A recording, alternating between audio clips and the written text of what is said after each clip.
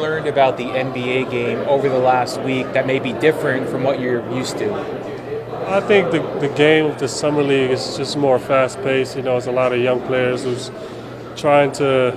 everybody's trying to prove that they can play on an NBA game, NBA environment. So it's pretty fast-paced.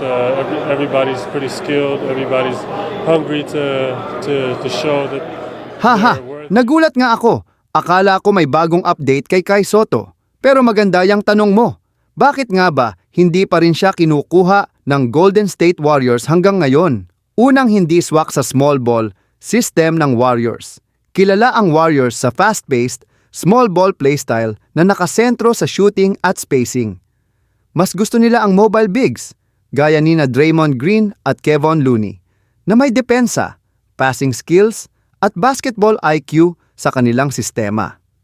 Si Kai ay isang traditional center, mataas at magaling sa rim protection, pero hindi pa gaanong mabilis sa transition plays at perimeter defense. Kulang pa sa NBA-level athleticism at bilis bagamat malaki ang improvement ni Kai sa international leagues.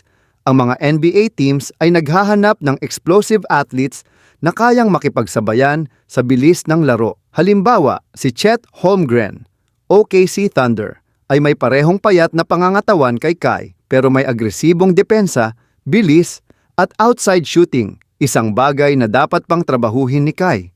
3. Walang konsistenteng 3 puntos na shooting. Mahalaga sa Warriors ang stretch bigs. Ibig sabihin, gusto nila ng sentro na kayang tumira mula sa labas tulad ni Kristaps Porzingis o Brook Lopez. Si Kai ay may potential sa shooting pero hindi pa consistent at efficient sa long-range game, isang malaking factor kung bakit hindi pa siya kinukuha.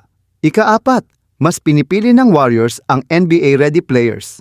Ang Warriors ay isang championship contending team, kaya mas pinipili nila ang mga veteranong big man o young players na handa nang maglaro agad sa NBA level. Si Kai ay isang development project pa rin.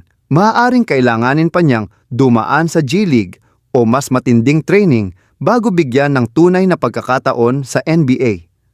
May pag-asa pa ba si Kai sa Warriors? Kung ma-improve niya ang kanyang outside shooting, mobility at depensa, posibleng magbago ang isip ng Warriors. Kung may team na kukuha sa kanya sa G League, may chance siyang ipakita ang kanyang improvement at mapansin ng NBA scouts. Pwede rin siyang magpakitang gilas sa international competitions, lalo na kung makaharap niya ang NBA-level talents. Konklusyon, hindi pa hinog si Kai Sotto para sa sistema ng Warriors, pero hindi ibig sabihin na wala na siyang pag-asa sa NBA. Kailangan niya lang magpatuloy sa pag-improve at maghintay ng tamang oportunidad. Ano sa tingin mo, bro?